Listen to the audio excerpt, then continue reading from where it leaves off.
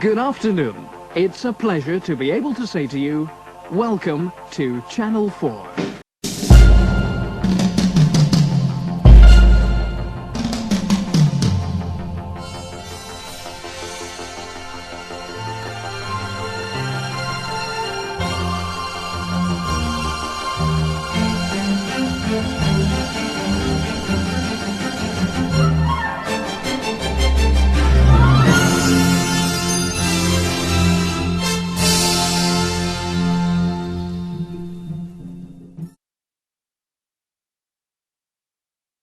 It was quite easy, really. I just twiddled a little tuning knob on a spare channel. Number 4 seemed the logical one to use. It all looks very interesting. Have you tuned in yet? Well, you wouldn't want to miss out on all the excitement, would you? Channel 4 is going to be the one to watch. And for most of the country, it all starts on 2nd of November. Channel 4 is 30 years old. It's a little over 7.5 months older than I am, but the idea is older than either of my parents, because the idea for a second commercial channel is just about as old as the first commercial channel.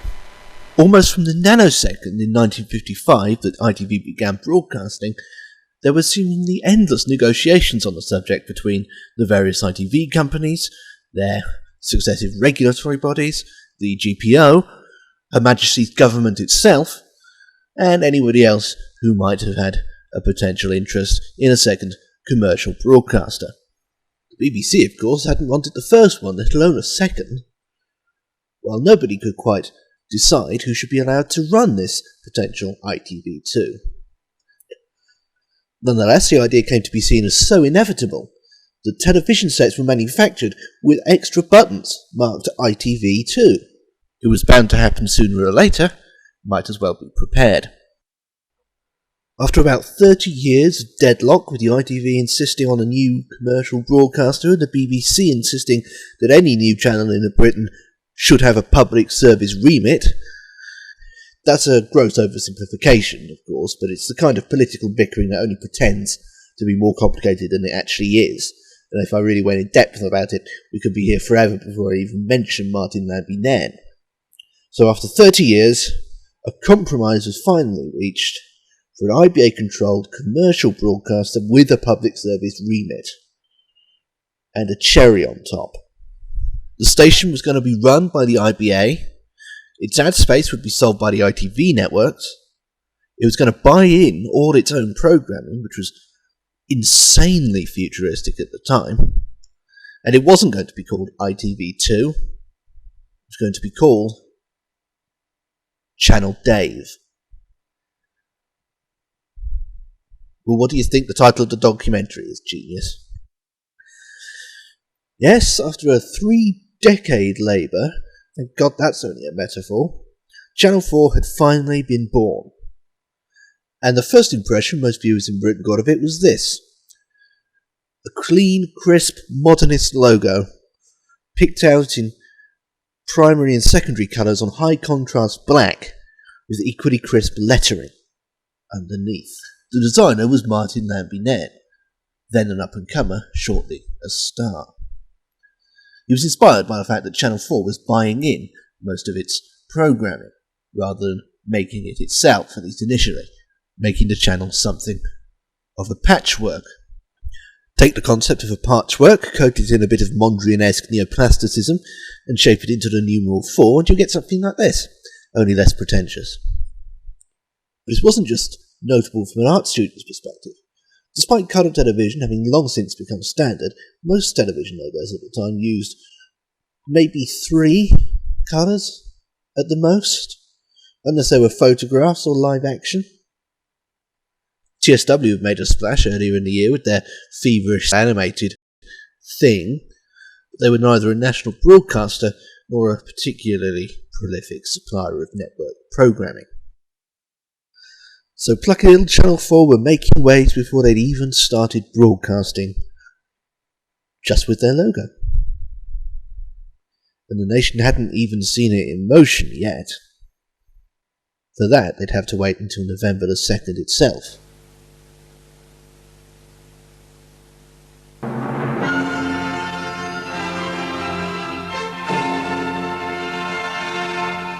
Good afternoon. It's a pleasure to be able to say to you, welcome to Channel 4. The revolution started here. This wasn't the first computer-generated ident on British television. That was the snaky thing for BBC Two, created in 1979. But compared to Channel 4's effort, it might as well have been created on a digital watch. Lambinan and Company utilised technology that simply didn't exist in this country at the time. They had the technology to create wireframe animation of what they wanted, but creating one of those and then hand-colouring the blocks proved inadequate. So they went all the way out to Los Angeles and Bo Gehring and Associates, the leaders in the field of computer animation. Between them they came up with 6 variations on the basic theme, all of which were used interchangeably and seemingly at random until 1996.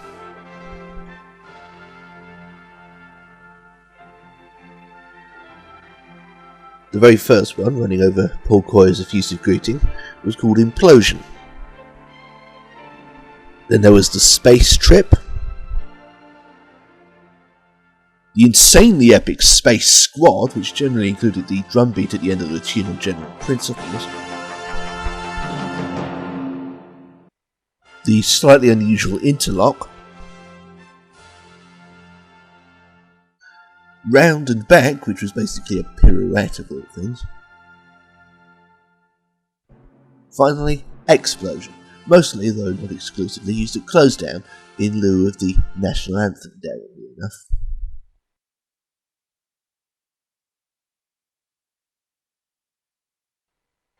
Just having variant editions of the same ident was astonishing enough at the time.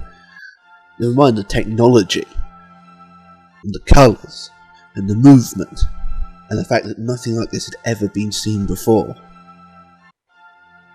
Pretty soon everybody's logo was computer generated, or had objects flying through space, or both. Even the legendary Thames gave it a go. And many of the ones that didn't follow suit still wore Channel 4's influence on their sleeve by being so pointedly unlike them. And then there was the music. That goddamned music.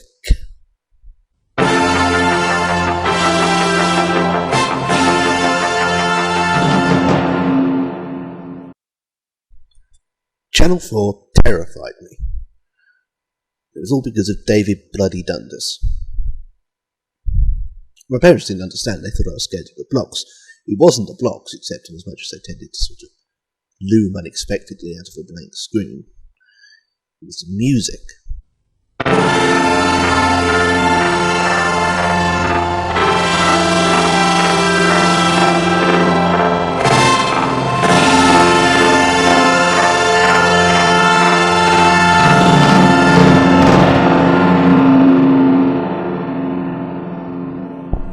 Well, that's how it felt. It made Channel 4 seem like an angry channel, angry at me personally. It was all down to the evil genius of the man behind this little piece of pop something or other. When I wake up in the morning light, I pull on my jeans and I feel alright. I pull my blue jeans on. Yep, it's David Jeans on Dundas during his brief career as a pop star. Go ahead and laugh at his 70s hair and his 70s teeth. This man's a multi-millionaire and a lord based on 4 notes. He doesn't owe you a damn thing. Actually, he didn't just hit 4 keys on his piano and call it a day. He actually composed an entire 3-minute plus piece called Fourscore. It was almost like a mini symphony, consisting of several little passages in various musical hues, all leading up to a different version of the basic 4-note riff. It was even released as a single, credited to the Airwave Orchestra, but it didn't chart. The B-side to the Fourscore single, Fourscore 2, was a similar piece based on the same theme, but played entirely on a synthesizer. It sounded a little bit like Giorgio Moroder, who had fallen asleep in front of Countdown. Unexpectedly, however, circumstances were contrived to give 4score much more of an airing than anyone was really expecting at the time. Channel 4 in its first 10 years was a wholly owned subsidiary of the IBA, and they didn't sell their own advertising space. The ITV regions did. So if you lived in Leeds, for example, Yorkshire Television will have not only sold the spaces for commercials, they would have played them out on behalf of Channel 4. This wasn't the most practical thing in the entire world, but it was a trade-off. In return for providing the adverts, the ITV companies would provide Channel 4's basic funding. All very well for the big cheeses like Yorkshire or Thames, but for the littler regions, well, they could afford to provide adverts for themselves, but now they've got to do the same thing for a whole other channel. Many of them couldn't do it. Throw in an industrial dispute with the Actors' Union, not unlike the one that almost crippled TVAM a year later. And in many places in the country, Channel 4 was the commercial broadcaster without commercials.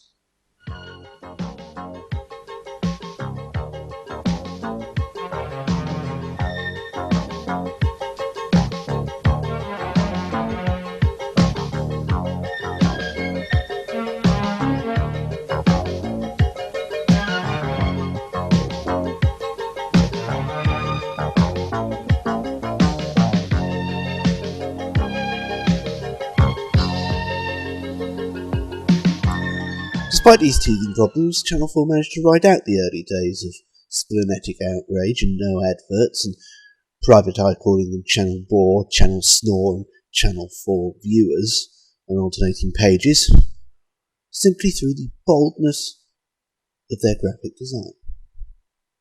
Between them, Channel 4 and Lambinan created the first truly cohesive channel identities in British television. I don't want to sound like a marketing prick, but that's what they did. And it helped the channel survive.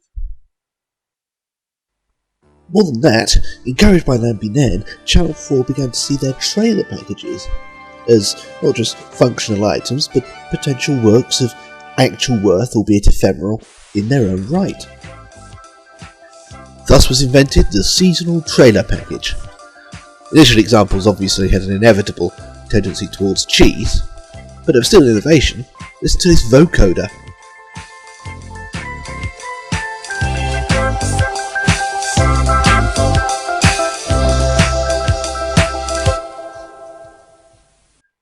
For New Year 1984, the trailer practically storyboarded itself.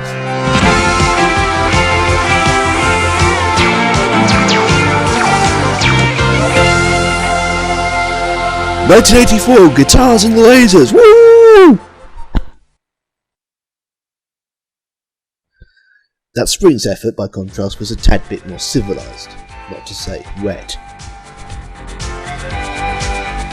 What I like about this one, and certain others we'll see later, is that they're completely made of real things, with real physical presence. It's the difference between having Nick Mason in your band and just making do with the drum machine. Roger. They also have less capacity to date, unlike this otherwise rather impressive, if surprisingly ominous piece, later in the same year.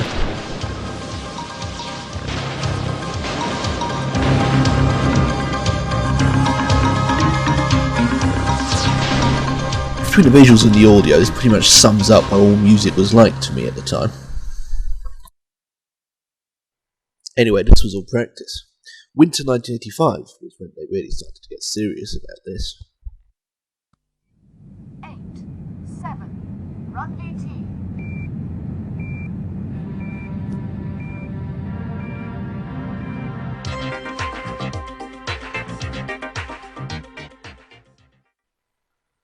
As if to vindicate the amount of time they'd spent on it, that piece of animation won them an award. Not only was it now acceptable to create lavish, promotional packages and changed them every 3 months, it was now being rewarded. Before long, the seasonal trailer ethos was taken up by the BBC channels and many of the ITV regions too. For their part, Channel 4's follow-up to their award winner was actually fairly Route 1.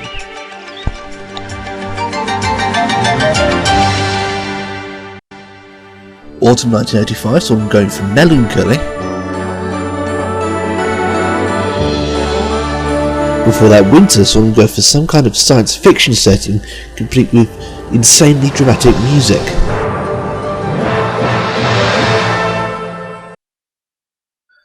Another New Year's saw, and I'm not entirely certain what this is, but it's vaguely futuristic type scenario. Channel 4 liked those in the 80s.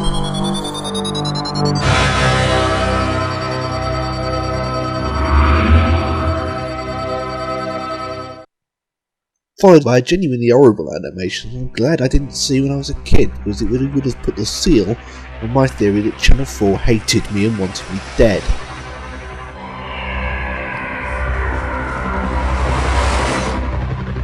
That Spring's offering, by contrast, was so nice it could have been used by BBC One.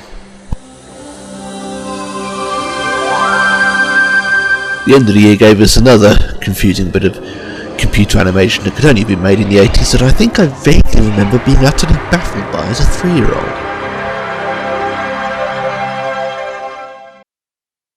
As the late 80s dawned, computer animation was largely old hat. It was time for some abstract live action. If you're wondering what that could possibly signify, don't. It's not trying to signify anything, it's just trying to make you look. Spring 87's offering both wore the art student influences on its sleeve and foreshadowed the look of the entire channel in 20 years' time. After this point, however, the trailer packages would become less fascinated with the construction of the logo and more fascinated with themselves, really. That autumn's trailer package, with its little dusting of tasteful surrealism, really exemplified where Channel 4 was as it approached its 5th anniversary, glorying in being weird and extremely confident about it. And not just weird, but fashionably weird, avant-garde weird, sophisticated trend-setting weird. Weird in such a way that they could make a trailer package like this, where no ITV region could. Not even BBC One. BBC Two, maybe.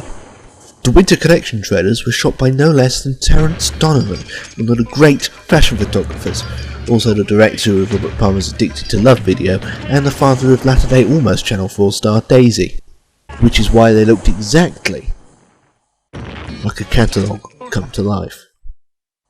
They also continued the practice of downplaying the Channel 4 logo in favour of doing their own thing, which continued with the paradoxically summary package for Spring 88.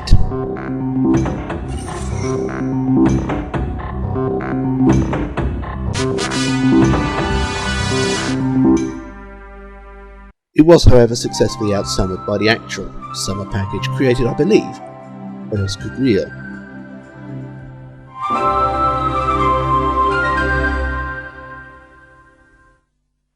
And that autumn had an idea that was obvious in retrospect. The promotions returned to live action for the winter and for the first but not the last time to the world of contemporary dance.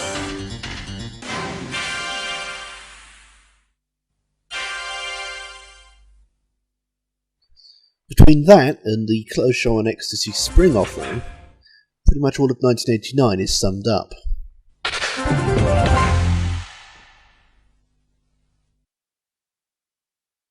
In contrast, that year's summer package is relaxed and impressionistic, with tasteful, vaguely not Flairian, acoustic guitar. And, for some reason, the name of the month. In case you weren't sure.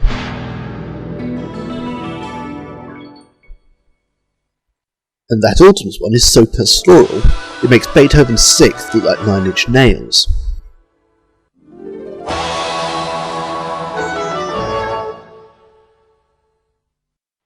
As we move into the 90s, art starts taking precedence over pretty much everything else, no longer bothering themselves with depicting the seasons.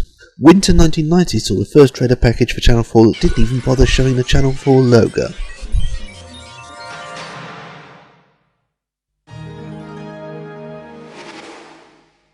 Yep, just the vague impression of the number 4 was enough now.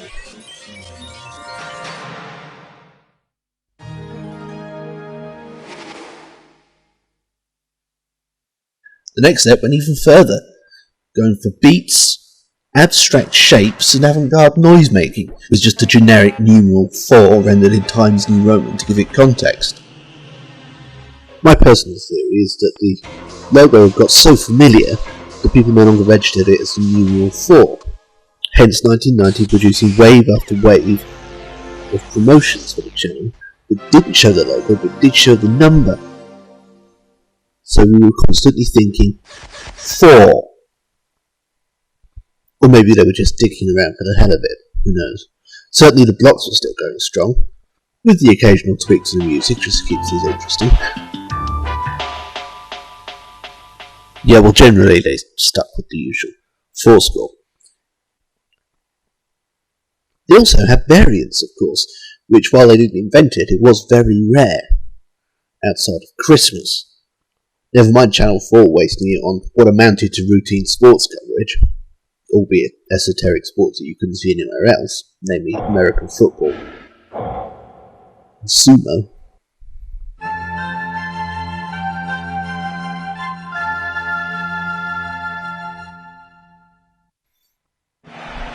Oh, and Italian football as well later on. The Fours also got to play dress up at theme nights. I think this is some kind of science night here. Got a pair of platforms for Glam Rock Night. In 1988 they even broadcast the Olympics for the first and only time, and had a special, if slightly confusing, ident for that.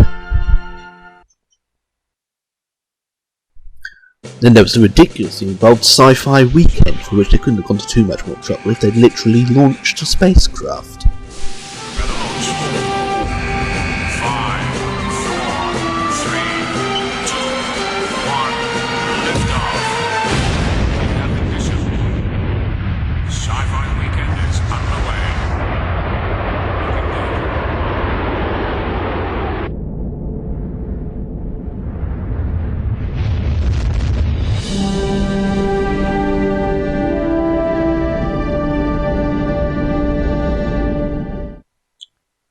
Who could forget Cannabis Night, which consisted of a lot of earnest political discussion interspersed with the odd Cheech and Chong movie and a certain amount of staring vaguely into space.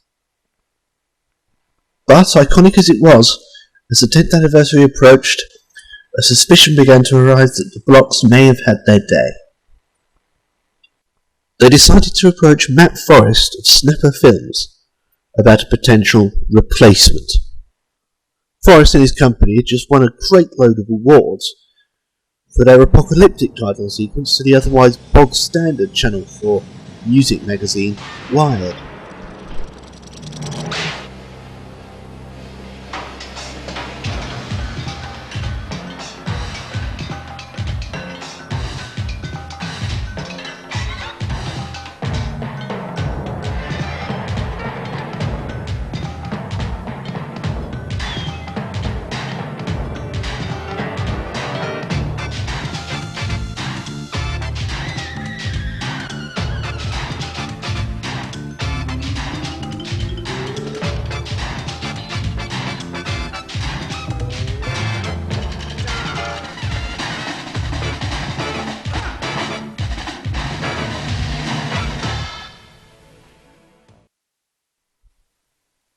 So what did he make of Channel 4? This.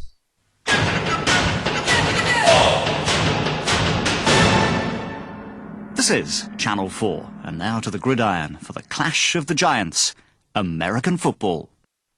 Despite the music and Gary Terza providing a generic continuity announcement, this was only a test.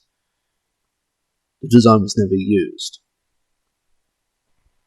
And with all due respect to Matt Forrest, who deserved every one of the awards he won for Wired, it's not that hard to see why. He doesn't really represent an advance. In fact, with a simpler numeral and only 3 blocks, if anything, it's a step backwards. So the original blocks survived. But there was a change. As Channel 4 celebrated its 10th anniversary, 4score was dropped.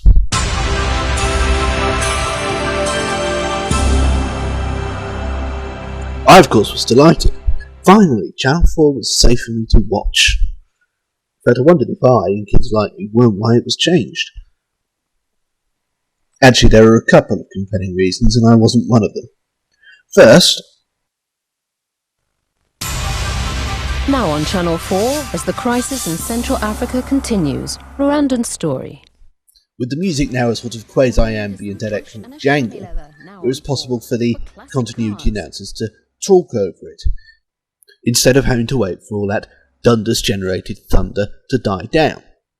Second, and perhaps more compellingly, every time the 4score was played, David Dundas got a cut. £3.50 to be exact. Every single time those 4 notes were played. And they were played a lot. They were the theme tune to the channel. They were played a lot. He was getting £1,000 a week out of them. And with the abolition of the IBA in the 1990 Broadcasting Act, Channel 4 were now fully independent for the first time, selling their own advertising and fully responsible for their own funding. So out went 4score, and in came a pleasant but unloved and now all but forgotten tune that I don't think anybody's even bothered putting a name to. All you need is some cash and a chamois leather, now on 4, for classic cars. Other changes were afoot too.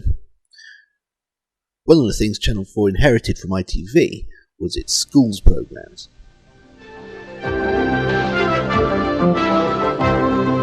With ITV preparing for breakfast telly and Channel 4 not even starting until 4:30 in the evening, it was a logical thing to do, although it confused the hell out of little me, because it still said ITV Schools, but it was on Channel 4. Of course, it made perfect sense in context, because ITV was still completely responsible for them in all respects bar the actual transmission. That was down to Channel 4. And of course, these were the days when Channel 4 was a wholly owned subsidiary of the IBA anyway. Of course, in 1993, it gained its full independence. But daytime telly was a fact by then. ITV were never going to take the schools programmes back, they were established on Channel 4.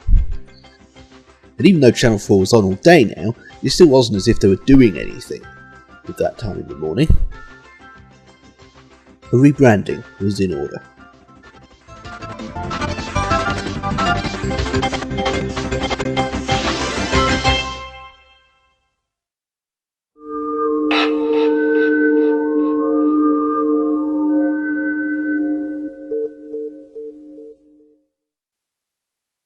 I don't know why they went for eerie and haunting and sort of dark ambient. I'm glad they did though, because it was so much more interesting and strangely sort of self-possessed than the previous. You're watching Channel 4 Schools. There was something cold and utilitarian about the ITV Schools look at the time. While only a madman would describe Channel 4 Schools as warm, he got away with it by being so alien that you forgave it. It's not from here. It doesn't understand our ways. And it still tried harder than ITV Schools ever did.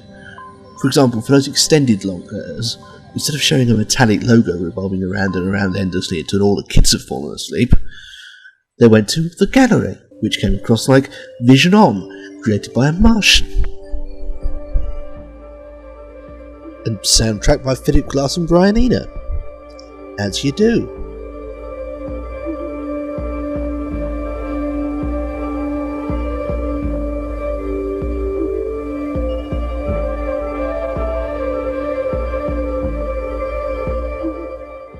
I'm not saying it wasn't all genuinely unsettling.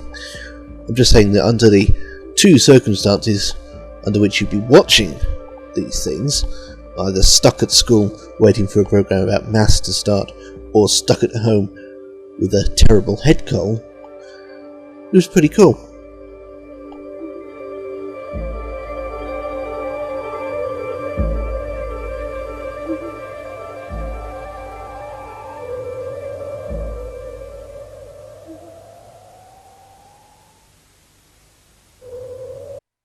They also dispensed with the traditional analog clock, switching instead to a digital format, accompanied by what sounded like a doomed submarine, which just added to the deathly air of the whole enterprise. A dying whale's going to call out in a minute. There you go. But the submarine's crew are long since dead. The distress signal chimes away purposelessly and endlessly. The Scorpion departs but never arrives. Meanwhile, in the promotions department, 1990 had seen the last seasonal trailers, Christmas notwithstanding. And as the year went on, their use declined, until by the end of the year, it was common practice just to dump the audience straight into the trailer. Starting at 1. Seasonal trailer packages were increasingly seen as impractical, especially now that Channel 4 was fully self-funding. They also tended by their very nature to lock the station into a sort of identity and feel that they couldn't break out of for several months. Whatever the reason, the age of the seasonal trailer ended with the 80s. It was now the age of the grabber. That's not by bad editing, that's how it went. Grabbers are short, that's the point. Their function is essentially to stand in front of the trailers, jumping up and down and going, look, look, look, look, look, look at this, look, look! So they developed the slogan, keep an eye on 4. For a while they had Ali Ballantyne repeat it parrot fashion at the end of every trailer, until that became too irritating to countenance. Keep an eye on 4.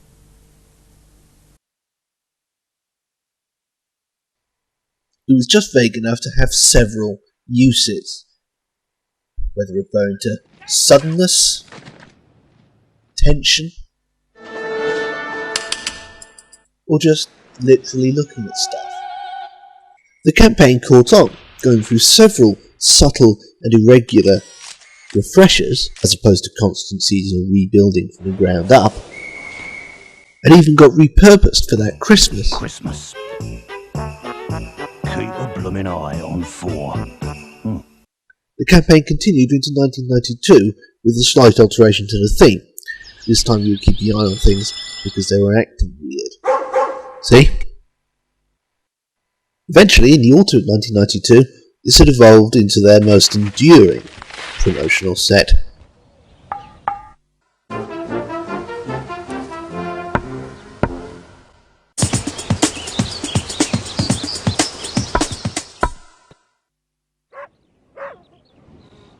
It was simple and ingenious, literally tapping on the fourth wall. Early versions ran with the keep an eye on 4 slogan, at least according to my memory, but that was soon dropped. This was much bigger than that. The act of tapping, usually twice on the screen, was a non-verbal slogan in itself.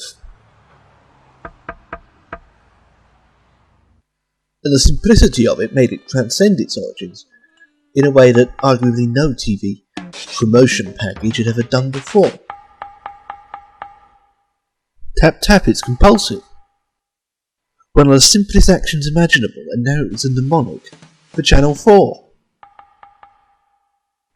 Its proto-internet meme status was assured when it started being parodied within an inch of its life.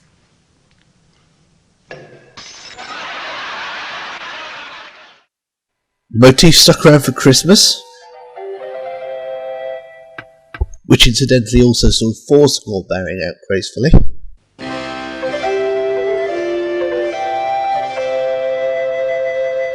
and continued throughout 1993, only this time tapping wasn't done by models or street performers or hapless ordinaries, it was done by the faces of the channel itself. It was a ceaseless carnival of tapping, all year round until the country was thoroughly sick of both it and Channel 4, which, if we're honest, was effectively the stated aim. The way you know your promotion is successful is that at least one person is sick of it. When the whole nation is sick of it, you've basically done your job. Yes, it's a coincidence that I made that point over a shot of Chris Evans in 1993. Here's Zig and Zag to end the campaign in their usual incomprehensible manner. All in all, it lasted 15 months. 1994 brought forth an end to tapping, and a replacement of this extremely direct campaign with a willfully oblique one.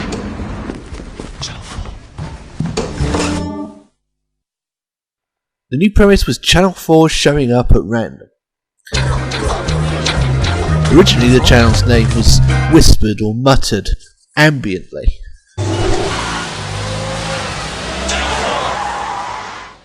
But that was faintly irritating, so they made it more direct. Channel 4.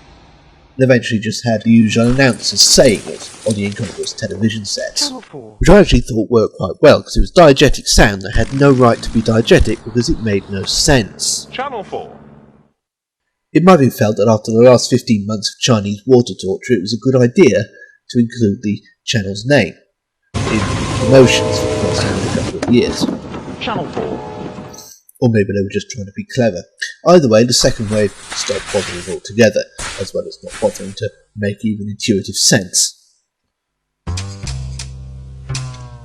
Thing is, this was the dawn of Britpop and Cool Britannia and all that bollocks, and here they were being pointedly European and vaguely like one of those surrealist fashion shows you see sometimes in rubbish newspapers.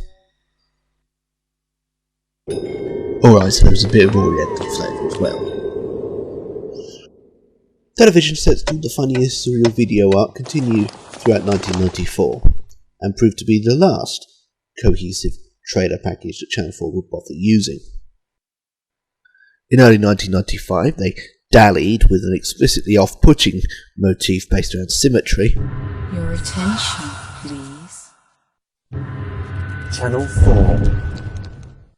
And a heartbreakingly ironic Alexander Palace parody, apropos of very little. Channel 4. That looks splendid. In the end, they placed their trust in the faces of the channel again. Channel 4.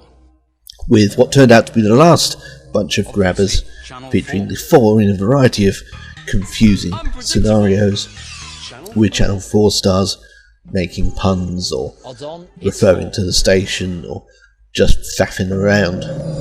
This is Channel 4. This is... Alright. You're watching Channel 4. I'm gonna deck you for pushing me.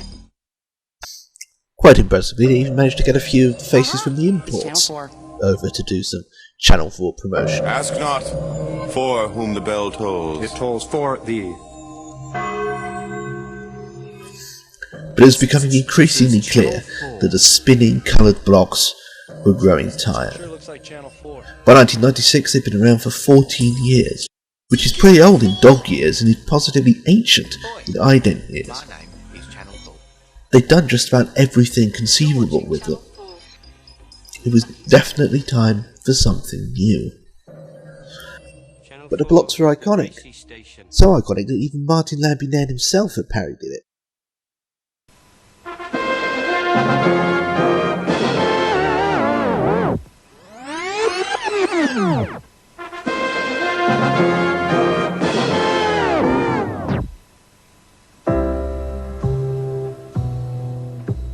The company tasked with this unenviable job was called Tomato Films, and the job proved so difficult that Tomato and Channel 4 eventually fell out and went their separate ways, with only the logo idea finalised. It fell to Channel 4's in-house design team to build upon Tomato's initial notions and create an entirely new Channel 4. Completely different from what had gone beforehand. Sit down and pay attention.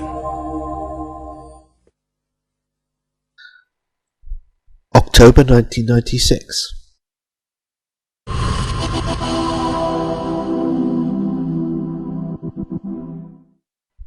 A new world has begun. Meet the Circles. I'm going to quote David Frierson, Channel 4's creative director, and the man who operated the machine that created that blur stroke burn effect that they used. Design needed to be, said Frierson, fluid and organic. It needs to embody a sense of evolution with which the audience can share. Ambient in sound and vision, they usually went off without music, with the few versions that did contain a discernible tune usually being saved for playing before the news. Usually all you got was diegetic sound and the electronic hum and crackle of the circles whooshing in. Channel 4 was finally freed from the tyranny of a black screen. Butter, cheese. Those circles zoomed in on all sorts of random bits of business,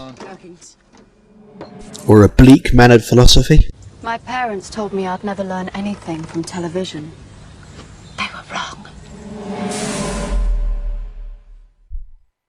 Or ultimately unedifying slice of life vignettes. Now on for our final visit to Craggy Island. But probably the lion's share of the idents was centred around the faces.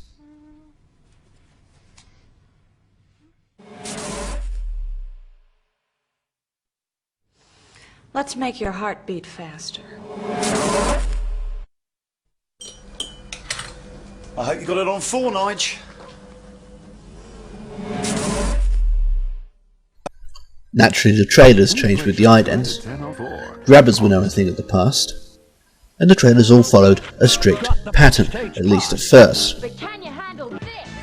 Based around the same 4 circles, we had a big one to display the programme or its logo, one for the Channel 4 symbol, one to show the time that the programme is on in an analogue clock face, which was unusual, and one left over to fill with whatever other pertinent images or text they could think of.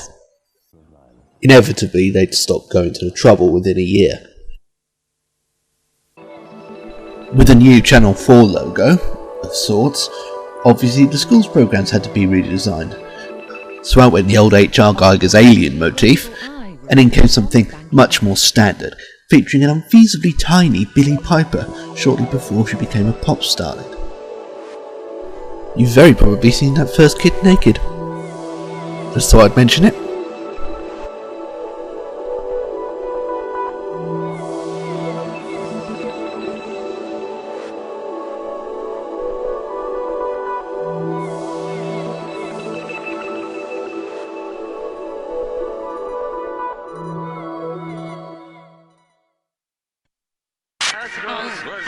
They even adapted the circles for kids' programmes, although for my money, even children's programmes need a little bit more charm than this.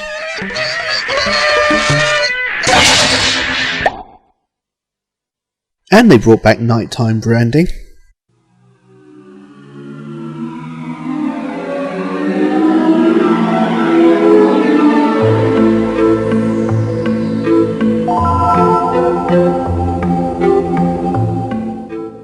They'd originally tried it for a couple of years in the late 80s before getting bored and giving up.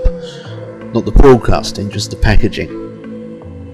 With the dawn of the circles, and for no apparent reason, they decided to bring such packaging back. They called it 24 Hours on 4, and it basically consisted of this little neon sign-looking logo showing up between programmes. It's not much, but there was more to come. Now, I always thought the circles were good idents. I missed the blocks, but I always thought that the circles were good, strong, clear design. I appreciated the thought that had gone into them. They were clear, consistent, they had a strategy and a message. Other than watch our programmes, you plebeian arseholes, obviously. It had an air of vaguely futuristic sophistication, like it had fallen from an art gallery in the 23rd century. What it wasn't was dramatic, like the original idents had been dramatic. It was ambient, as in the music. Instead of yelling to get your attention, it just sat there and stared at you. The lack of colour didn't help. The 4 hasn't been seen in colour again to date. It was positively detached. And for this reason and many others, the Circles were roundly hated. And despite everything I just said, I still think that's a shame. True, the Ident's detachedness and sterility were almost willfully perverse in a very Channel 4 sort of a way, but then you had to counterbalance it. Hello, you're watching television. And frankly, Channel 4 could have replaced the blocks with almost anything, and everyone would have hated it. But ultimately, the Circles just didn't catch on. A tentative attempt to relaunch them in 1998 died on its arse when Channel 5 came along with something extremely similar. So after just 3 years, by contrast the BBC's general minimum is around 5, the Circles were abandoned. Channel 4 returned yet again to the drawing board. In this case, the board was owned by a British firm simply known as Spin, and unlike their attempts at collaborating with Snapper and Tomato, this one went off without a hitch, and the new look for Channel 4 debuted in 1999.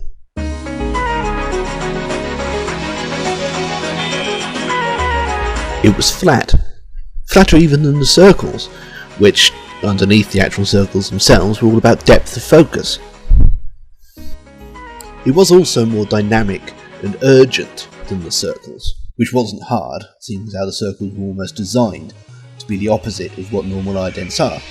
By contrast, the new ones, the Squares, were much more conventional. In fact, they turned out to be an excellent compromise, taking the communal, ambient, live-action aspects of the Circle idents and marrying them with a much stronger sense of channel identity. They even brought back the concept of theme music.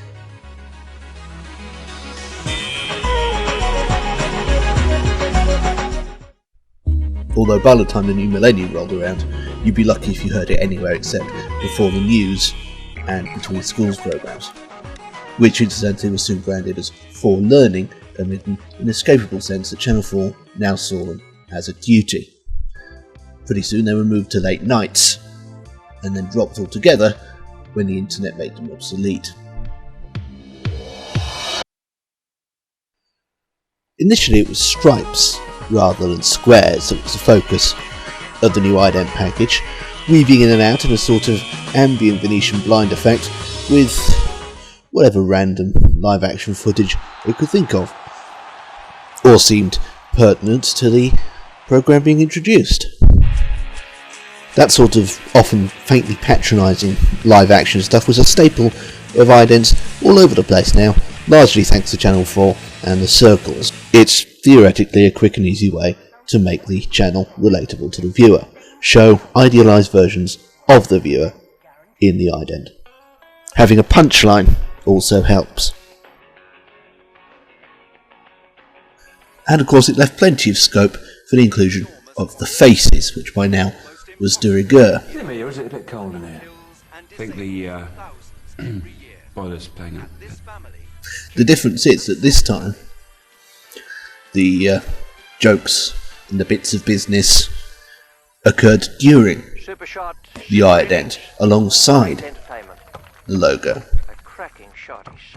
where the whooshing in of the Circles tended to kill off whatever it was that was going on in the background of those. Here they could sort of continue ambiently before the logo lit up, or in later versions rolled in as a form of visual punctuation. The design was tweaked a bit as it went on, mostly by Channel 4's in-house design team and or Static 2358, whatever that means. Instead of having a greyed out version of the logo sitting distractingly centre right waiting to be lit up all the way through the ident, it now rolled in on cue. The woodwind arpeggio theme tune was quietly dropped,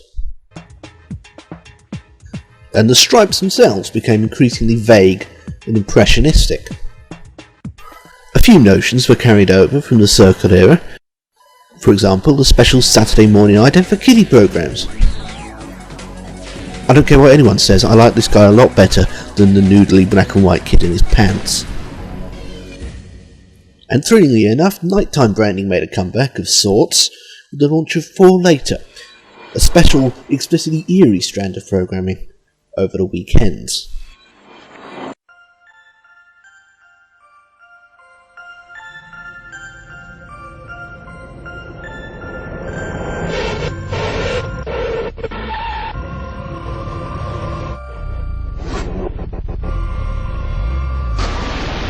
Four Later ran from Thursday nights to Sunday nights, or if you prefer Friday mornings to Monday mornings, for 4 years of increasingly confusing, disturbing, and often downright inexplicable programming, aimed explicitly at insomniacs, students, wide-eyed substance abusers, and angry, shuddering failures, or all of the above.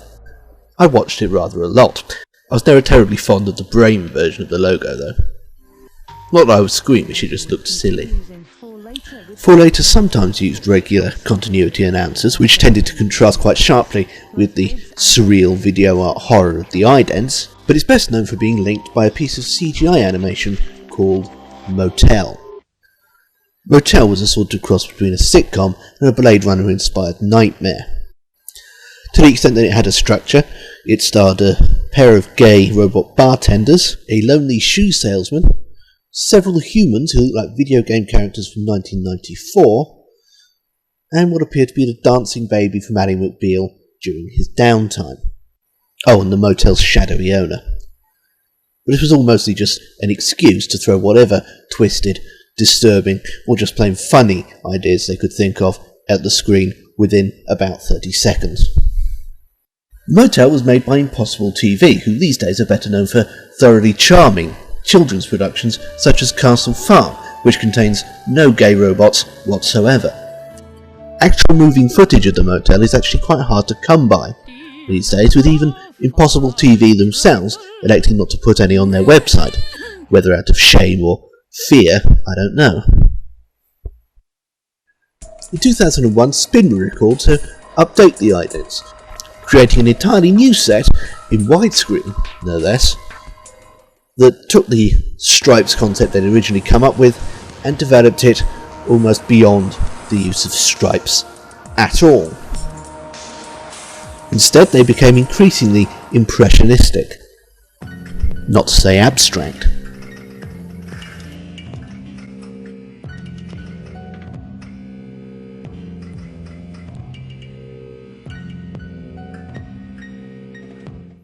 But it was still the same basic notion, and it was starting to seem increasingly dull,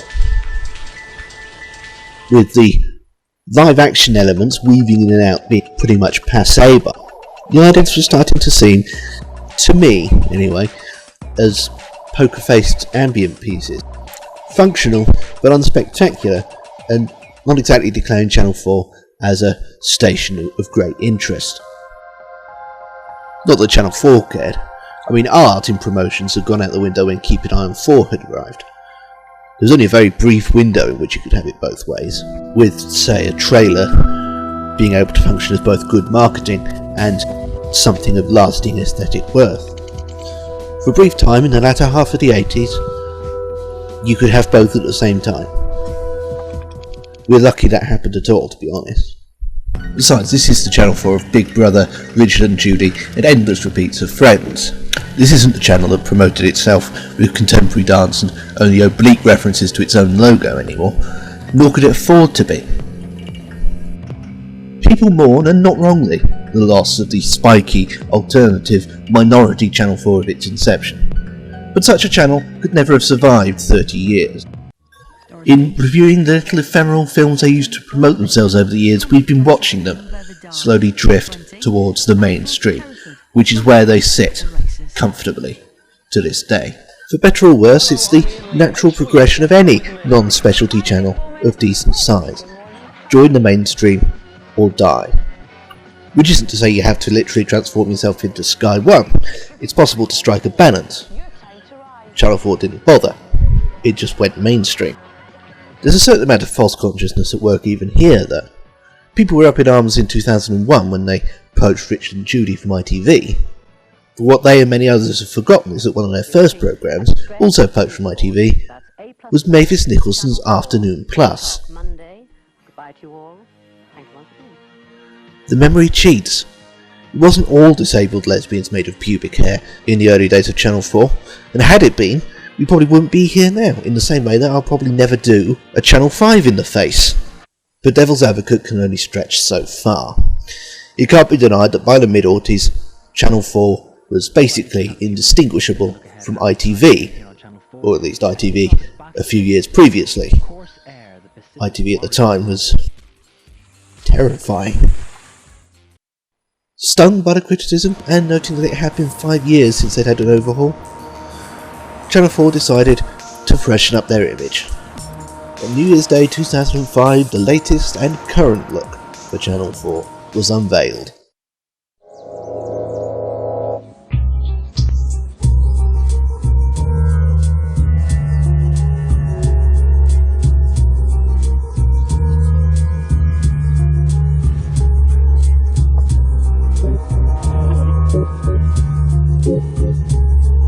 Channel 4 News is at noon after my crazy media life checks out gang culture.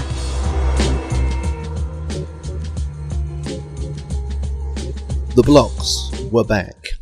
Sort of.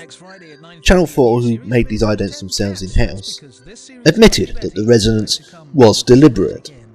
After 8 years relegated to the status of a flat 2D picture, it was time for the 4 to come back into 3D. But with a twist. The circles and the squares dabbled in ambient, but these truly were, because these had the 4 looming through the landscape, sometimes naturally, sometimes not. In an odd way, these almost fetishise the logo. These idents simply would not work if we weren't already familiar with it. We wouldn't know what we were looking for, and we certainly wouldn't figure it out in the split second we're given with the actual logo on screen. It was interesting, original and dynamic, and importantly, it wasn't like anything anyone else was doing. Much of New Year's Day 2005 was spent in front of the television waiting for the next Channel 4 ident to come along. Or waiting for one you'd seen before to be repeated so you can try and spot the logo. I mean, that's one way of making the audience engage with your channel. Turn the ident into a puzzle. When the bastards have to look. Now I've got to pay them a bit of a backhanded compliment here, because while these are a terrific idea really well implemented, I think as idents, they have a bit of a fatal flaw, which is that the novelty tends to wear off quite quickly. It doesn't help that by design there's no there there. The logo is glimpsed for a split second as part of a tracking shot that doesn't stop to look at it. All very modern and knowing, but also terribly unhelpful for a station identification. Later additions to the canon, and they're released about 3 new ones every year, seem to take perverse delight in making the actual logo of the station as oblique as possible, verging in some cases on opaque. I actually think this would be better served as the kind of extended promotional trailer package that Channel 4 practically invented and no one actually bothers with anymore. You know, themed trailers, grabbers and the like. Instead, 4's current promotions centre around a painfully mid-aughties redesign of the logo, sculpted out of 3-dimensional negative space by a wizard. Now, to my mind, these should be the idents, and the actual idents should go in between trailers and such, the same way that people tapping on the inside of the screen used to do. I mean, these things show the logo front and centre, which is what an ident is for. Admittedly, it still floats around and can't stand still, but at least it slows down and lets you get more than just a fleeting glimpse at what the logo looks like. In all honesty, though, far, far worse idents than this happen at sea, and by at sea, I mean on ITV. Oblique as they are, in fact because they're so perversely oblique, these idents reiterate Channel 4's stance of being bold, original, and different from everybody else on the block. Whether it's still true is a moot point. They wear their and the channel's untraditionalism on their sleeve, for better or for worse. But they're only 2 months shy of 8 years old, long past the usual pension age for television ident. It must be getting close to time for a change. But what could possibly follow the kind of extreme landscaping Channel 4 sports these days? I don't know, how about something like this? To quote the philosopher, I made this. It's rough, obviously, but you get the general idea. I feel that what Channel 4 really needs right now is the colour back in its cheeks. The first thing any identity for Channel 4 needs to be is bold. That's who they are. And you can't get much bolder than bright colours. Being bold by being detached and ironic is passé. It's time to be direct again. Now I'll grant you it could be compared unfavourably to the likes of Carlton and STV and their logo against a shifting coloured background type aesthetic. But this is only a rough, and it is only an initial idea, and I do only have a single copy of Vegas Pro 9 with its default plugins. So I think I do alright considering the limitations. Incidentally, that background is made up of an extreme close-up of that same Channel 4 logo, with a bucket load of linear blur on it, zooming in and out and rotating pretty much at random. Maybe the light rays were a bit too Christmassy. I was going for a sort of Prism effect, but, limitations. Initially I considered putting all sorts of the usual live action stuff in there, on the basis that live action in Identities is de rigueur now. The only way to get away from it is to initially embrace it and then try and sort of wean yourself away. But then I remembered this is Channel 4, the non-compromising station, the bold station, the station that drops a universally loved ident and replaces it with a bunch of colourless traffic lights. They don't follow the rules, they make them. At least that's how it should be. Channel 4 is 30 years old, and it still doesn't look or act a day over 25. Thank God for that.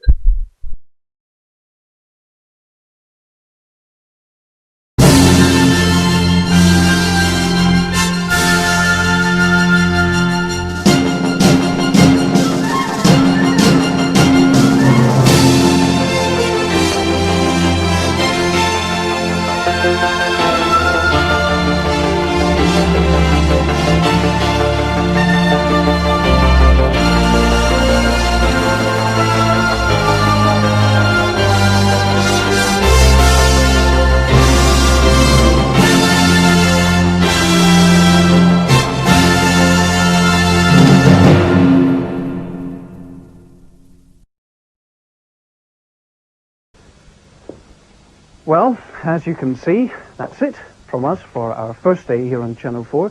Everyone has started to wend their weary way home. Thank you very much indeed for being with us on this very historic day in British broadcasting. As with any new baby, I hope you'll stay with us and watch us grow. And on behalf of everyone here at Channel 4, can I say thanks again for tuning, and do tune in again tomorrow at 4:45. On behalf of us all, this is Paul Coyer saying take care and have a very good night. Bye-bye for now.